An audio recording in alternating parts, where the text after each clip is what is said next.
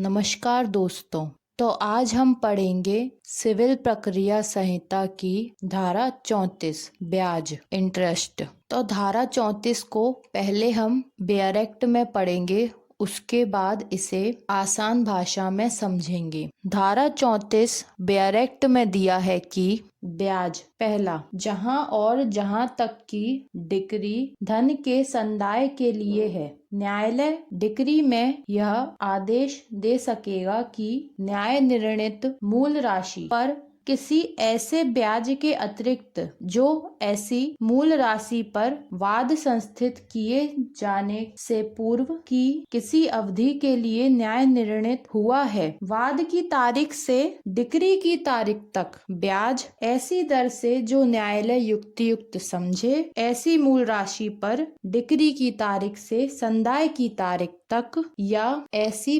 पूर्वतर तारीख तक जो न्यायालय ठीक समझे, 6% प्रति वर्ष से अनधिक ऐसी दर से जो न्यायालय युक्तियुक्त समझे आगे के ब्याज सहित दिया जाए। तो पहले हम धारा 34 की उपधारा 1 को समझते हैं। धारा 34 की उपधारा 1 कहती है कि जहां और जहां तक की डिक्री धन के संदाय के लिए है, मतलब कि न्यायालय के द्वारा जो निर्णय दिया गया है, जो डिक्री पारित की गई है, वह डिक्री धन के संदाय के लिए है, यानी कि धन को भुगतान करने के लिए है, यानी कि धन के संदाय के लिए है, यानी कि धन का भुगतान करने के लिए है, धन का संदाय करने के लिए है। डिक्री के द्वारा किसी व्यक्ति को यह आदेश दिया गया है कि वह किसी अन्य व्यक्ति को धन का संदाय करे, धन का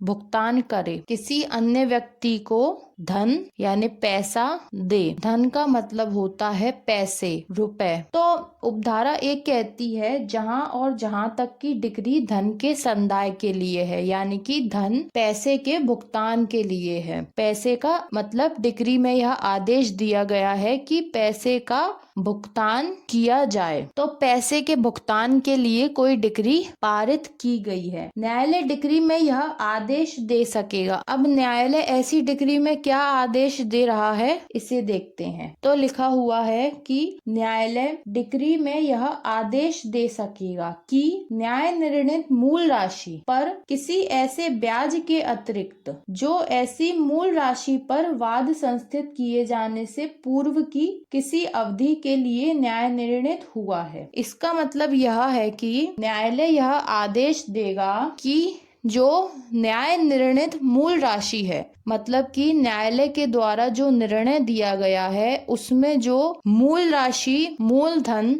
डिसाइड हुआ है, इसका मतलब यह है कि न्यायालय के द्वारा जो निर्णय दिया गया है उस निर्णय में जो मूल राशि निर्णित हुई है, यानी कि डिसाइड हुई है, वह मूल राशि। तो मूल राशि क्या होती है? मूल राशि होती है मूलधन। जब न्यायालय के द्वारा किसी व्यक्ति को किसी अन्य व्यक्ति से जो धन दिलवाया जाता है, जिसके लिए उस व्यक्ति ने न्यायालय में केस दाखिल किया है अपनी धनराशि या अपना पैसा वापस लेने के लिए, उसने न्यायालय में जो केस दाखिल किया है, तो न्यायालय जब उसे वह पैसा या वह धन वापस दिलवाता है तो उस धन को या उस राशि को कहा जाता है मूल राशि, यानी कि मूल पैसा। तो जो मूल राशि है उस पर किसी ऐसे ब्याज के अतिरिक्त, यानी कि उस पर जो ब्याज बनता है, जैसे मान लीजिए किसी व्यक्ति ने किसी अन्य व्यक्ति से कुछ धन उधार लिया और कुछ समय बीत जाने के बाद जब उसका धन वापस करने का समय आया तो वह व्यक्ति धन वापस करने से उस व्यक्ति को इनकार कर देता है जिससे उसने धन उधार लिया था। अब वह व्यक्ति क्या करेगा? वह न्यायालय में जाएगा और अपने धन को वापस प्राप्त करने के लिए न्यायालय में केस दाखिल करेगा। तो इस बीच में जब वह न्यायालय में केस दाखिल करेगा और न्यायालय में केस चल रहा होगा, तो इस बीच में उस मूल राशि पर ब्याज बनता जाएगा, यानी कि उस मूल राशि पे कुछ प्रतिशत पैसा उस व्यक्ति से जिसे धन उधार दिया गया था उस व्यक्ति से मूल राशि तो वापस ली ही जाएगी, लेकिन उसके साथ साथ उससे कुछ ब्याज भी लिया जाएगा। जितने समय तक वह धन वापस नहीं करता उतने समय तक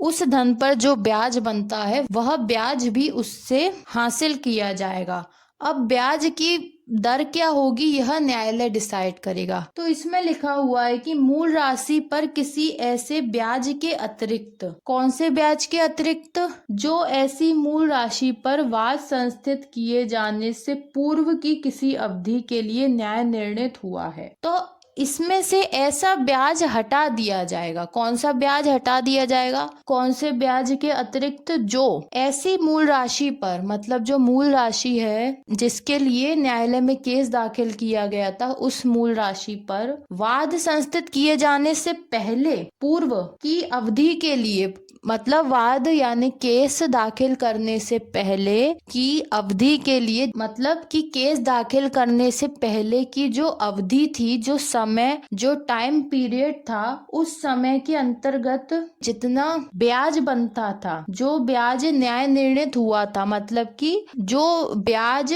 उन दोनों पक्षकारों में आपस में न्याय निर्णीत हुआ था, तो उस ब्याज के अतिरिक्त कौन सा ब्याज उस व्यक्ति को दिलाया जाएगा जिसने केस दाखिल किया है? उस व्यक्ति को वह ब्याज दिलवाया जाएगा जो उसका वाद की तारीख से लेकर डिक्री की तारीख तक, मतलब जब उसने केस दाखिल किया है तब से लेकर जब उसके नाम पर डिक्री पारित की गई है तब तक की समय अवधि के लिए जो ब्याज बनता था वह ब्याज उसे दिलवाया जाएगा। केस दाखिल होने से पूर्व यदि कोई ब्याज बनता था तो वह ब्याज न्यायालय के विवेक अधिकार पर हुआ कि वह उसे दिला भी सकता है और नहीं भी दिला सकता, क्योंकि वह पक्षकारों का आपसी करार होता है कि इतना ब्याज, इतनी राशि मूल राशि पर दी जाएगी। अब वह व्यक्ति जो है जिसने धन उधार लिया है वह मूल राशि तो दे नहीं रहा, तो वह ब्याज क्या देगा? तो इसलिए वाद से पूर्व का जो ब्याज होता है उसे छोड़ दिया जाता है। इसके बाद जो वाद दाखिल करने की तारीख से लेकर डिक्री की तारीख तक का जो ब्याज बनता है उसे न्यायालय उस व्यक्ति को दिलवाता है। इसमें फिर आगे लिखा है, ऐसी दर से जो न्यायालय युक्तियुक्त समझे, ऐसी मूल राशि पर डिक्री की तारीख से संदाय की तारीख तक या ऐसी पूर्ववर्ती तारीख तक जो न्यायालय ठीक समझे 6% प्रति वर्ष से अनधिक ऐसी दर से जो न्यायालय युक्तियुक्त समझे आगे के ब्याज सहित दिया जाए। तो इसमें आगे लिखा हुआ है कि ब्याज ऐसी दर से दिलवाया जाएगा जो न्यायालय युक्तियुक्त समझे, और ऐसा ब्याज भी दिलवाया जा सकता है जो ऐसी मूल राशि पर डिक्री की तारीख से, मतलब जब डिक्री पारित हो गई है उस तारीख से लेके संदाय की तारीख तक का जो ब्याज बनता है वह ब्याज भी दिलवाया जाएगा। क्योंकि डिक्री के पारित हो जाने के बाद जब तक वह व्यक्ति संदाय यानी कि भुगतान नहीं करता तब तक के लिए उस मूल राशि पर ब्याज बनता रहेगा, और जितना भी ब्याज बनेगा वो पूरा ब्याज न्यायालय के द्वारा उस व्यक्ति को दिलवाया जाएगा जिसका उस पर अधिकार है, यानी कि उस व्यक्ति को दिलवाया जाएगा जिसने अपना पैसा वापस लेने के लिए न्यायालय में केस दाखिल किया और जिसकी मूल राशि पर ब्याज बनता था। तो वह मूल राशि तो प्राप्त करेगा ही करेगा, साथ में वह उस पर जो ब्याज बनता है वह भी प्राप्त करेगा। तो वाद की तारीख से लेके डिक्री की तारीख तक और डिक्री की तारीख से लेके संदाय की तारीख तक, मतलब जब तक उसको भुगतान नहीं किया जाता तब तक, भुगतान की तारीख तब तक के लिए जो ब्याज बनता है वह पूरा ब्याज उस व्यक्ति को न्यायालय के द्वारा दिलवाया जाएगा। तो डिक्री की तारीख से लेकर संदाय की तारीख तक का ब्याज दिलवाया जाएगा, या फिर अगर न्यायालय संदाय की तारीख से पूर्व की कोई तारीख निर्धारित कर देता है, डिसाइड कर देता है, तो उस तारीख तक का ब्याज दिलवाया जाएगा। डिक्री की तारीख से लेकर संदाय की तारीख तक का ब्याज दिलवाया जाएगा, या फिर ऐसी पूर्ववर्ती तारीख तक जो न्यायालय ठीक समझे, या फिर कोई पूर्ववर्ती यानी कि संदाय की तारीख से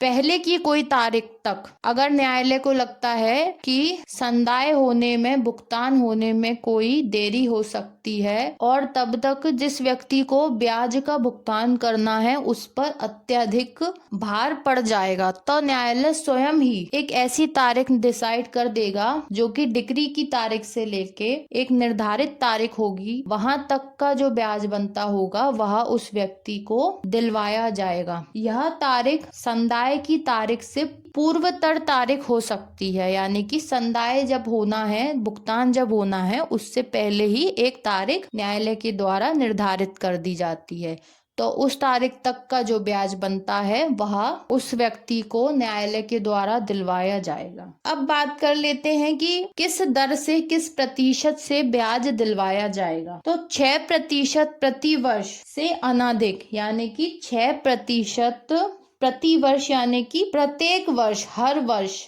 से अनाधिक, से अधिक नहीं, ऐसी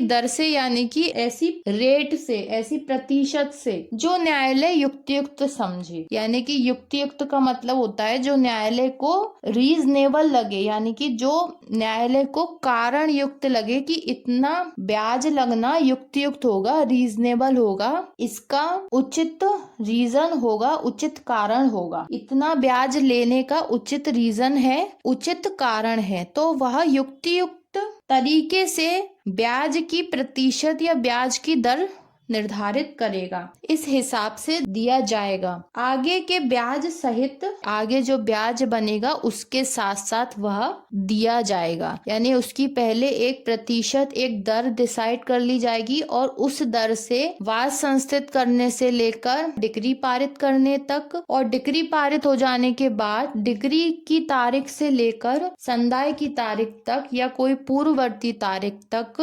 ब्याज के सहित, ब्याज के साथ मूलधन दिया जाए, यानी कि दिया जाएगा। न्यायालय के द्वारा मूलधन प्लस ब्याज दिलवाया जाएगा। इसके बाद धारा 34 का एक परंतुक दिया है। यह धारा 34 का एक अपवाद भी है। पहले हम इसे ब्यारेक्ट में पढ़ते हैं, उसके बाद समझेंगे। परंतु जहां इस प्रकार न्याय निर्णीत राशि के संबंध में दायित्व किसी वाणिज्यिक समव्यवहार से उद्भूत हुआ था, वहां ऐसे आगे के ब्याज की दर 6% प्रति वर्ष की दर से अधिक हो सकती है, किंतु ऐसी दर ब्याज की संविदात्मक दर से, या जहां कोई संविदात्मक दर नहीं है वहां उस दर से अधिक नहीं होगी जिस पर वाणिज्यिक समव्यवहार के संबंध में राष्ट्रीयकृत बैंक धन उधार या अग्रिम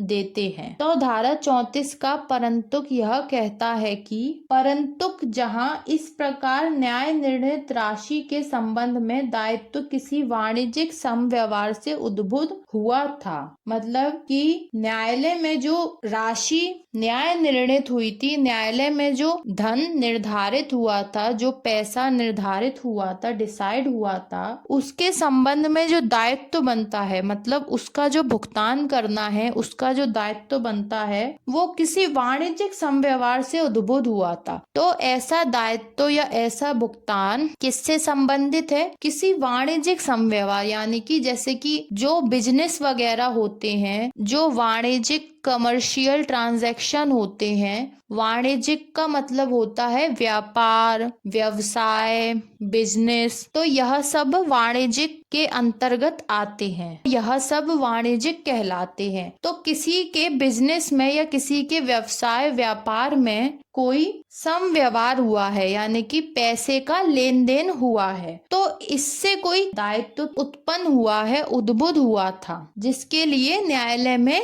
केस चल रहा है। मतलब कि वाणिज्यिक समव्यवहार से संबंधित यदि कोई केस है जिसमें मूलधन और ब्याज को प्राप्त करने के लिए न्यायालय में केस किया गया है, वहां पर क्या होगा, वहां पर कैसी स्थिति होगी, वहां पर किस दर से, किस प्रतिशत से ब्याज लिया जाएगा, यह हमें परंतुक बताता है। तो परंतुक का मतलब है कि यह धारा 34 का अपवाद है। धारा 34 में सिंपल सी बात कही गई थी कि 6% प्रति वर्ष की दर से अनाधिक ब्याज न्यायालय के द्वारा दिलवाया जाएगा। लेकिन धारा 34 का परंतुक जो वाणिज्यिक समव्यवहार यानी कि कमर्शियल ट्रांजैक्शन, व्यापार से संबंधित जो लेन देन होते हैं उनकी बात करता है। तो उनकी स्थिति में किस दर से, किस प्रतिशत से ब्याज दिलवाया जाएगा यह बताया गया है। आगे लिखा हुआ है कि वहां ऐसे आगे के ब्याज की दर 6% प्रति वर्ष की दर से अधिक हो सकती है। तो वाणिज्यिक समव्यवहार में व्यापार से संबंधित जो लेन देन होते हैं उनमें यदि ब्याज न्यायालय के द्वारा दिलवाया जाता है तो वहां पर जो ब्याज की दर होगी वह 6% प्रति वर्ष की दर से अधिक हो सकती है या अधिक होगी। किंतु ऐसी दर ब्याज की संविदात्मक दर से या जहां कोई संविदात्मक दर नहीं है वहां उस दर से अधिक नहीं होगी जिस पर वाणिज्यिक समव्यवहार के संबंध में राष्ट्रीयकृत बैंक धन उधार या अग्रिम देते हैं। तो इसमें आगे बोला गया है किंतु ऐसी दर ब्याज की संविदात्मक या जहां कोई संविदा नहीं है, संविदात्मक दर से या जहां कोई संविदात्मक दर नहीं है, यानी कि जो ऐसी ब्याज की दर होगी वह प्रतिशत संविदात्मक दर से यानी कि जो वाणिज्यिक समव्यवहार हुआ है दो पक्षकारों के बीच में, उनके बीच में जो संविदा हुई होगी, जो कॉन्ट्रैक्ट हुआ होगा, माल देने और पैसे लेने के लिए जो लेन देन हुआ होगा, जो संविदा हुई होगी, तो ब्याज की दर ऐसी संविदात्मक दर से या जहां कोई संविदा नहीं हुई है, और जहां पर संविदा नहीं हुई है वहां पर कौन सी दर होगी, वहां पर कौन सी प्रतिशत से ब्याज लिया जाएगा, तो वहां पर ब्याज की दर उस दर से अधिक नहीं होगी। कौन सी दर से अधिक नहीं होगी? जिस पर वाणिज्यिक समव्यवहार के संबंध में राष्ट्रीयकृत बैंक धन उधार या अग्रिम देते हैं। तो जिस दर से राष्ट्रीयकृत बैंक, नेशनल बैंक धन उधार देते हैं या अग्रिम धन देते हैं, यानी कि एडवांस में पैसा देते हैं, उस धन के लिए जो ब्याज बनता है, उसकी जो रेट होती है, उस धन के लिए राष्ट्रीयकृत बैंक जो पैसा उधार देते हैं और उस पैसे पर वह जिस दर से ब्याज लेते हैं तो उस दर से अधिक नहीं होगी। यदि कोई संविदा है तो उस संविदात्मक दर से ब्याज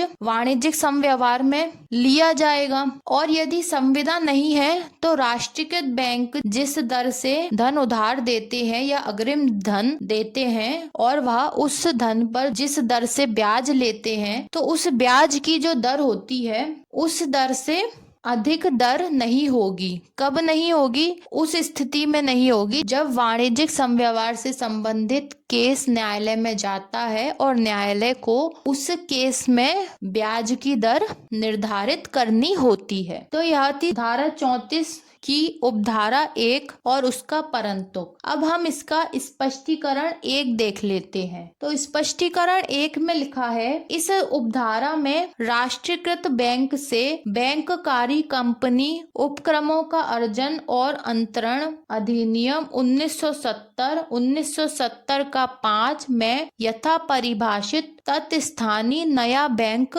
अभिप्रेरित है। तो स्पष्टीकरण 1 हमें राष्ट्रीय बैंक के बारे में बताता है कि राष्ट्रीय बैंक किसको कहा जाएगा या राष्ट्रीय बैंक हम किसको मानेंगे। तो स्पष्टीकरण 1 हमें यह बात स्पष्ट कर देता है कि राष्ट्रीय बैंक किसको कहा जाएगा या राष्ट्रीय बैंक किसको मानेंगे। तो इस उपधारा में जो राष्ट्रीय बैंक शब्द का उपयोग किया गया है वह राष्ट्रीयकृत बैंक से बैंककारी कंपनी अधिनियम 1970 में जो यथा परिभाषित मतलब परिभाषित किया गया है, बताया गया है तत्स्थानी नया बैंक अभिप्रेरित है, यानी कि तत्स्थानी का मतलब होता है उसी प्रकार से जो नया बैंक अभिप्रेरित है, जो बताया गया है बैंक कार्य कंपनी अधिनियम में जो परिभाषित किया गया है नया बैंक, तो उस परिभाषा के अनुसार जो नया बैंक की परिभाषा है जो बताया गया है वही राष्ट्रीयकृत बैंक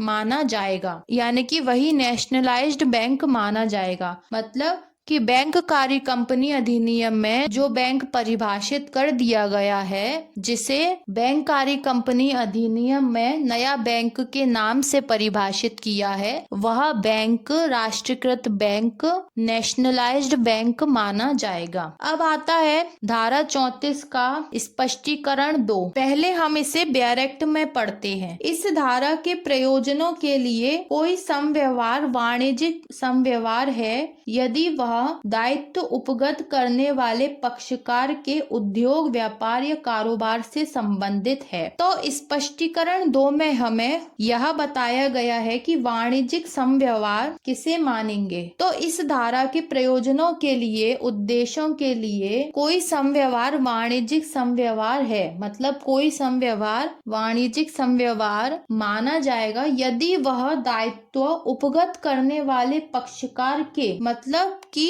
धारा 34 में जिस पक्षकार पर दायित्व उपगत हो रहा है, यानी कि दायित्व उत्पन्न हो रहा है कि उसे मूलधन और ब्याज का भुगतान करना होगा, तो उस पक्षकार के उद्योग से संबंधित है या व्यापार से संबंधित है या कारोबार से संबंधित है। तो उस पक्षकार के ऊपर जो दायित्व उत्पन्न हो रहा है, तो वह दायित्व उस पक्षकार के उद्योग से संबंधित होना चाहिए या व्यापार से संबंधित होना चाहिए या कारोबार से संबंधित होना चाहिए, तभी उसे वाणिज्यिक समव्यवहार मानेंगे। तो स्पष्टीकरण 2 में वाणिज्यिक समव्यवहार के बारे में हमें स्पष्ट रूप से बताया गया है। इसके बाद आती है धारा 34 की उपधारा 2, जिसे हम पहले डायरेक्ट में पढ़ेंगे, उसके बाद इसे आसान तरीके से समझेंगे। उपधारा 2 में लिखा हुआ है कि जहां ऐसी मूल राशि पर डिक्री की तारीख से संदाय की तारीख तक या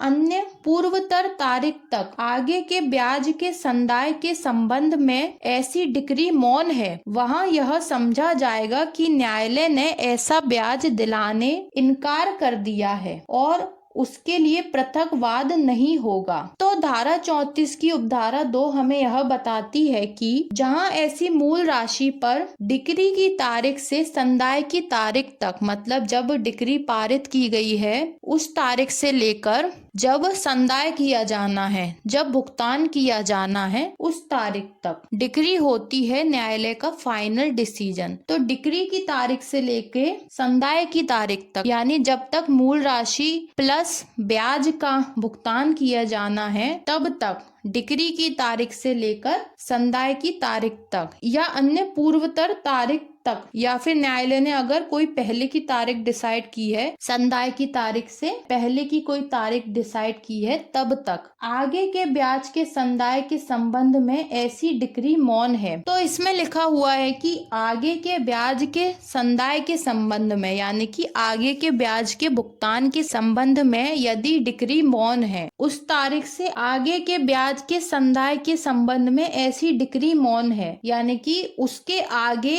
ब्याज का भुगतान किया जाएगा या नहीं किया जाएगा, इसके बारे में डिक्री में कुछ भी लिखा नहीं है, कुछ भी बताया नहीं गया, उसके बारे में डिक्री मौन है। वहां यह समझा जाएगा कि न्यायालय ने ऐसा ब्याज दिलाने से इनकार कर दिया है। तो वहां पर यह समझा जाएगा कि न्यायालय ने ऐसा ब्याज उस व्यक्ति को दिलाने से इनकार कर दिया है। मतलब जिस भी ब्याज के संबंध में डिक्री में कुछ लिखा नहीं है या कुछ बताया नहीं गया, उस ब्याज के संबंध में यह समझा जाएगा कि न्यायालय ने उस ब्याज को दिलाने से इनकार कर दिया है। डिक्री में जो ब्याज के संबंध में बताया जाएगा, जो बोला जाएगा, वही ब्याज उस व्यक्ति को न्यायालय के द्वारा दिलवाया जाएगा। और अगर डिक्री में किसी बात के लिए कुछ लिखा नहीं है, कुछ बताया नहीं गया, तो इसका मतलब यह होगा कि न्यायालय ने उस ब्याज को उस व्यक्ति को दिलवाने से इनकार कर दिया है, मना कर दिया है और उसके लिए पृथक वाद नहीं होगा। होगा और उस ब्याज के लिए या उस राशि के लिए वह व्यक्ति पृथक यानी अलग से कोई वाद कोई केस लेकर नहीं आ सकता। उसके लिए कोई पृथक वाद या कोई पृथक केस दाखिल नहीं किया जाएगा, कोई पृथक वाद नहीं होगा। तो जहां तक डिक्री में ब्याज के बारे में जो बातें बोली जाएंगी कि कहां से लेकर कहां तक की अवधि के लिए ब्याज दिलवाया जाएगा, केवल वहीं तक की अवधि का ब्याज न्यायालय के द्वारा दिलवाया जाएगा। और यदि न्यायालय किसी अवधि का ब्याज डिक्री में नहीं देता है तो फिर उस ब्याज को न्यायालय दिलवाने से इनकार करता है, नहीं दिलवाना चाहता। तो यह थी सिविल प्रक्रिया संहिता की धारा 34। अब मिलते हैं अगले लेक्चर में। धन्यवाद।